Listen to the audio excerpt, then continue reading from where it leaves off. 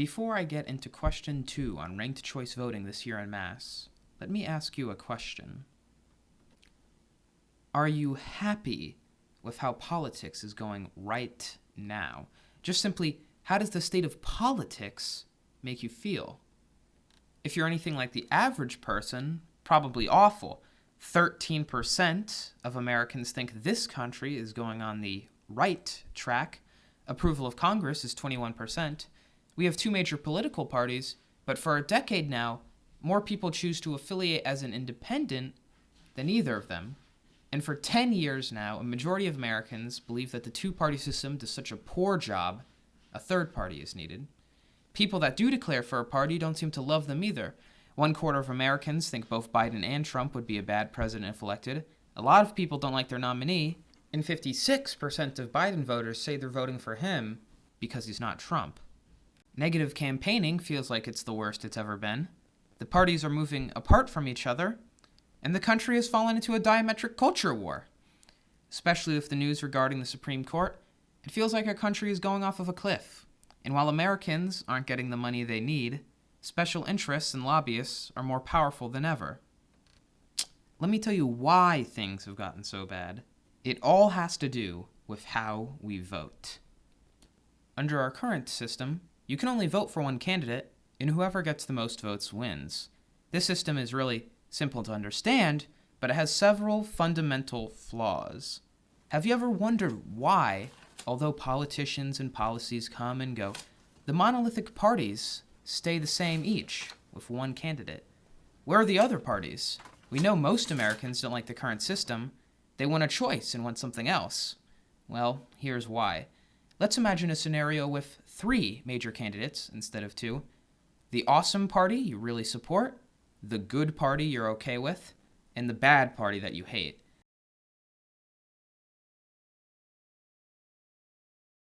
If each party voted directly for the candidate that it liked, the bad party would win, even though a majority of voters preferred somebody else.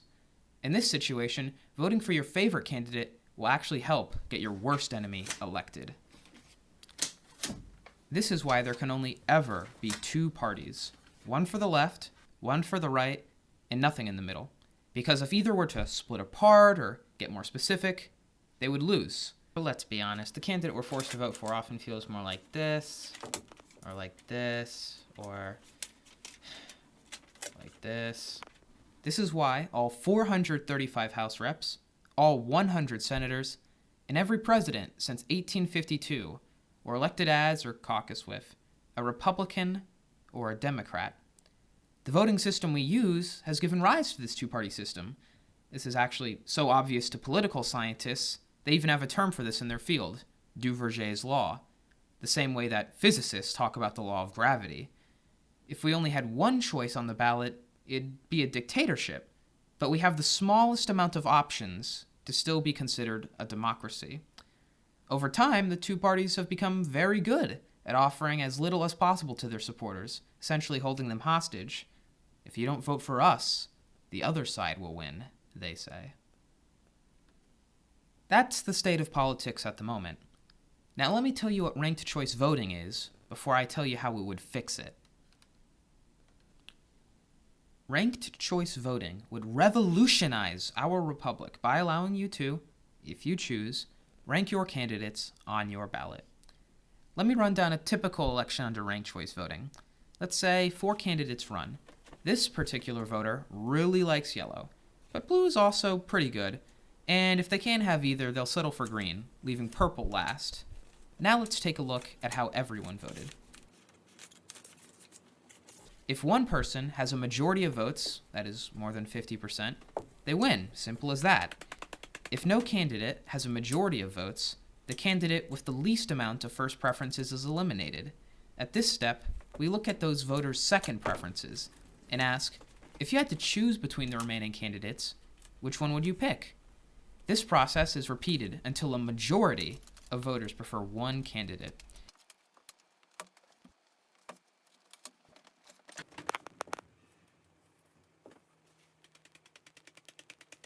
The genius of this system is that it allows you to vote for the people that you want while also finding which candidate has a majority of support.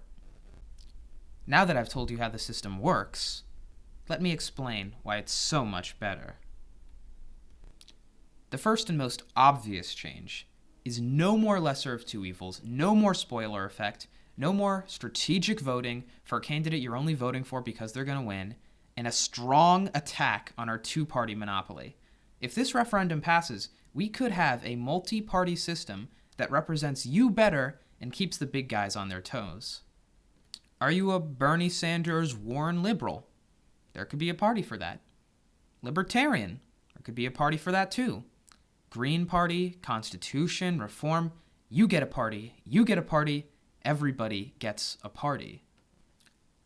Are you a Democrat who's tired of their party being pulled left, or a Republican that feels the same? Voila, those people would likely form their own party and leave you alone. If you're someone who thinks that both parties are getting too far apart, we could actually have, as exists in some other countries, a literal centrist party, or center-left or right parties. The fact of the matter is, the political spectrum is broad, and two parties can only represent so much of it. And even if you mostly agree with one of the two parties right now, and you're not worried about them ever moving too far to the left or to the right for your taste, the system will still work better for you, because the parties would actually have to compete for your votes against other parties, instead of offering you the smallest possible concessions. You always have more choice. More choice. There are two types of election in the United States. One is where there's only two people, I've already described those. The other is where there's a lot of candidates. Do you remember the Republican primaries in 2016 or the Democratic ones this year? There were so many candidates. And wasn't that exciting? Look at all of those people and platforms. In fact, so many people ran for the nomination this year, Stephen Colbert made this joke. We just had three more Democrats formally announced. Washington Governor Jay Inslee, former Colorado Governor John Hickenlooper, and former New Mexico Governor Steve Pachinko. One of those I made up. We got a taste of this again just a month ago when 9 candidates ran in the Democratic primary for the 4th Massachusetts district. Wow, 9 candidates, that's great. I don't know, looks like Mr. Jake Auchincloss won with 22.4% of the votes. Yes, you heard that right. 22.4%. Mr. Auchincloss was elected even though more than 3/4 of people voted against him. And we saw that too in the 2020 primaries. Joe Biden won the state of Mass because he won 33% of votes. Now, I'm not discrediting either of their accomplishments. Maybe a majority of people did want them to win, but thanks to our broken voting system, we'll never know. So both types of voting are broken. Either we have the absolute minimum amount of choice a democracy can have, or when we finally do get broad representation, the winning candidate wins with almost no votes. And Republicans, this problem happens to you too. If you're even vaguely on the right, you're stuck with what you got, or when you do have a lot of choice and a lot of candidates, you get a hugely undemocratic result.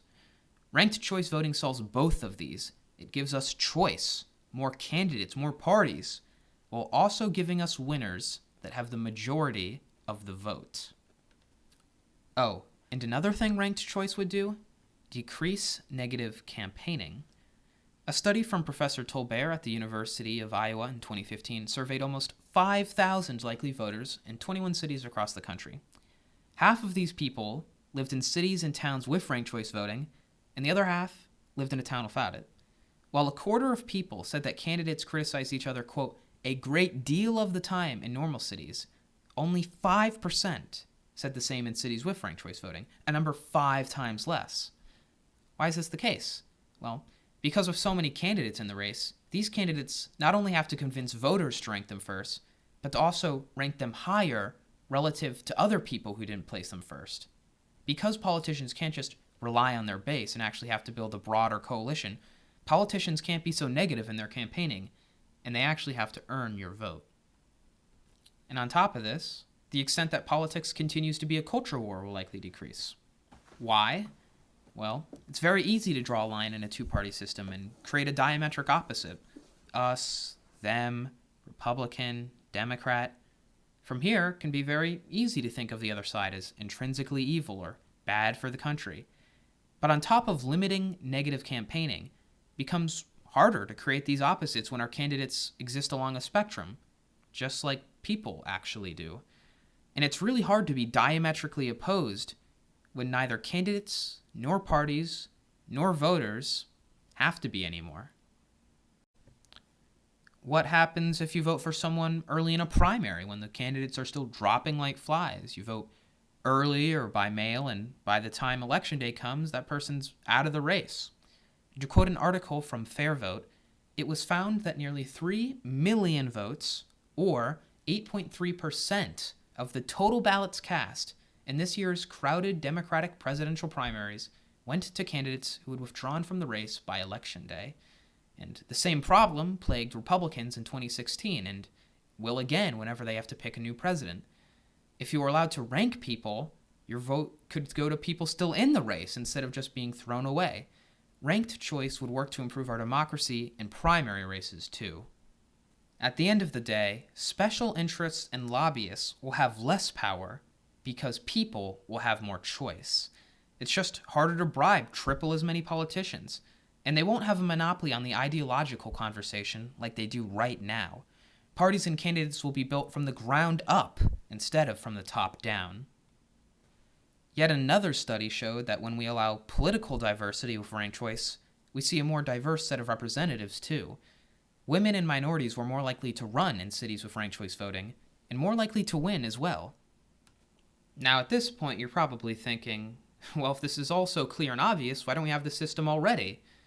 Well, like so many other common sense reforms, because it's not in politicians from either party's interests to make it law. Why compete with more parties, more candidates?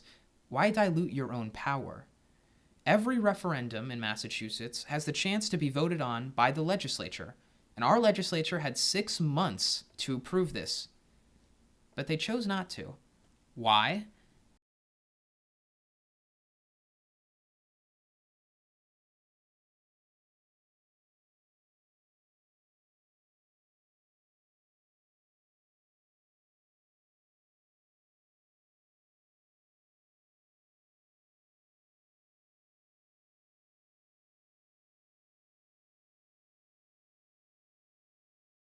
And now it goes back to the people to decide, and it's time to take our elections back from the politicians who are supposed to be held accountable by them. The only reason I've ever seen anyone against ranked choice voting is because they say it's complicated, but it's not. It's literally as simple as 1, 2, 3. If you can rank vanilla, banana, and mint ice cream flavors, you fully understand ranked choice voting. What people seem to forget is that the whole system's optional. The whole idea is for more choice. You only rank your candidates if you want to. The referendum also includes a provision that the Secretary of State would be obligated to educate the people on this great opportunity we have. And a report from Fair Vote shows that over 99% of ballots under ranked choice voting are done correctly.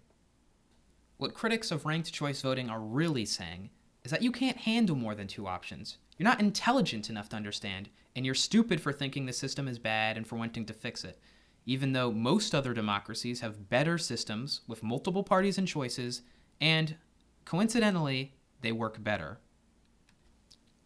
So that's ranked choice voting. If you too want to improve our democracy and our elections, vote yes on question 2 in Massachusetts. Tell your friends and family about it. Share this video. And if you can, donate or volunteer to the campaign.